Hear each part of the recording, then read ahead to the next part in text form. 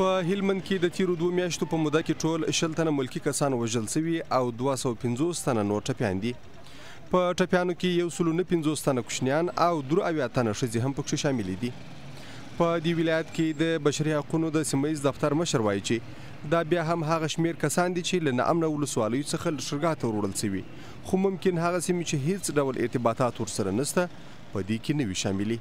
په جدي او قوس میاشتو کې هغه ارقام چې موږ سره ثبت شوي ده 218 زموږ ملکي کسان ټپیان شوي دي او وژل شوي دي چې په دې کې اکثرا ماشومان او زنانه ده چې کله چې موږ د آمار مقایسه وکړو د ټول کال په پرتله کې دا زښت یو یعنې بدو میاشتو چې ملکي تلفات ډېر زیان لیدلی دي. د هلمند 15 ولسوالۍ عملاً د دولت د وسلوالو مخالفینو په واک کې دي او د سنگین په شمول په ګریشک، نادالي، مارجه او ځینو نورو ولسوالیو کې بیا جګړه روانه ده. لښکرګاه ښار ته په تر ټولو نږدې سیمه باباجي کې د دولت وسلوال مخالفین او حکومتي قواوي له یو بل سره په جګړه اخته دي. دا د لښکرګاه ښار درېیمه حوزه او اخیرنۍ امنیتي پوستې ساحه ده. هغه طرف ته څلورمه حوزه او د باباجي سیمه ده. د باباجي سیمې اخیري امنیتي پوسته د دې ځای څخه معلومیږي. هغه طرف ته د دولت وسلوال مخالفین او دې طرف ته هم حکومتي قواوي دي. پر دغه سړک باندې د هلمند د ګریشک او دغه راز د نادالي ولسوالۍ عام خلک تګ راتګ لري، خو ځایي خلک وایي چې د نامنیو او د سړک د غاړې د ماینونو له کبله پر دغه لار باندې هم تګ راتګ ډېر کم شوی دی. د سیمې اوسیدونکي د جګړو له کبله د خپل ستړي ژوند کیسې کوي. دوی هر یو په جلا جلا توګه د جګړې تاوان لیدلی او د خپل سر د ساتلو لپاره له خپلو اصلي مینو څخه راوتلي دي. دغه نسته خیر خو خیر 1500 کوره که اوس پاتې تر 1000 کور نیمایي لا نسته اوس ګرده راغلي ښار ته راغلي یا ګریشک ته تللي دورې معنا د منطقې څخه ځان ایستلی دی.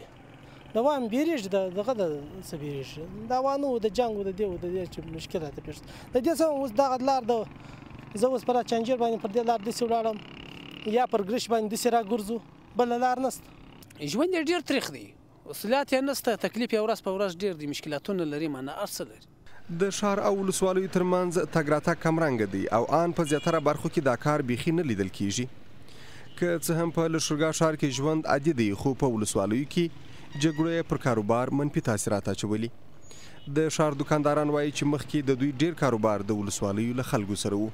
پروش کارون پر دغه ځای باندې دغه دکانداري کولې خروار اتیا منه داسې کار مو کوي. اوس وروره 50 منه شپېته منه د ولسوالیو خلک چې دي هغه به ښار ته نشي راکړلی، د ښار خلک چې دي ولسوالیو میلو ته نشي تللی.